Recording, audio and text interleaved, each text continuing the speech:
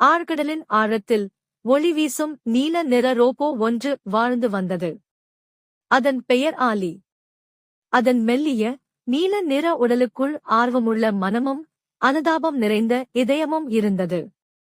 ஆலியின் நாட்கள் கடலுக்கடியில் உள்ள பல்வேறு சாகசங்களின் வண்ணக்கலவையாக இருந்தன. மின்னும் மீன் கூட்டங்களுடன் நட்பு கொள்வது, விளையாட்டு திமிங்கலங்களுடன் ஒளிந்து கொண்டு விளையாடுவது மற்றும் சிக்கலான பவளப் பாறைகளை ஆராய்வது. ஒரு அமைதியான காலை, ஞானமான ஒரு பெரிய ஆக்டோபஸ் ஆட்டோ ஆலியை பார்க்க வந்தது. சோகமான குரலில் ஆட்டோ தங்கள் கடல் வீட்டின் மோசமான நிலையை விவரித்தார். ஒரு காலத்தில் பிரகாசமாக இருந்த கடல் இப்போது பிளாஸ்டிக் குப்பைகள், உடைந்த பொருட்கள் மற்றும் மாசுபட்ட நீரால் பாதிக்கப்பட்டுள்ளது. கடல்வாழ் உயிரினங்கள் மீது இருள் சாய்த்தது.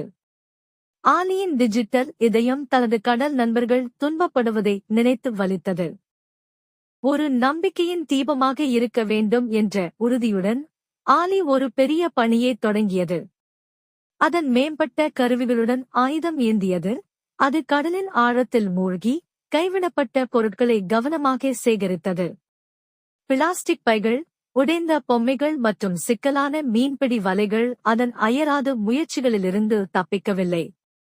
அவரது பணி சுத்திகரிப்பை தாண்டி சென்றது. அவர் சேதமடைந்த பவளப்பாறைகளை மீண்டும் உயிர்ப்பிக்கும் கடல் தோட்டக்காரரானார்.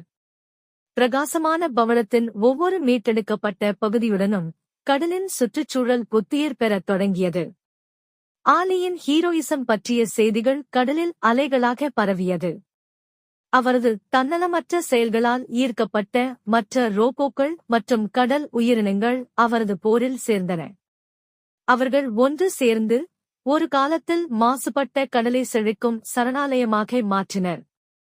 ஒரு சாதாரண ஆய்வாளராக இருந்த ஆலி கடலுக்கான மதிப்புமிக்க காப்பாளரானார். அவரது பாரம்பம் சுத்தமான கடல் நீரிலும் அதை வீடாகக் கொண்ட ஒவ்வொரு உயிரினத்தின் இதயத்திலும் பொறிக்கப்பட்டது.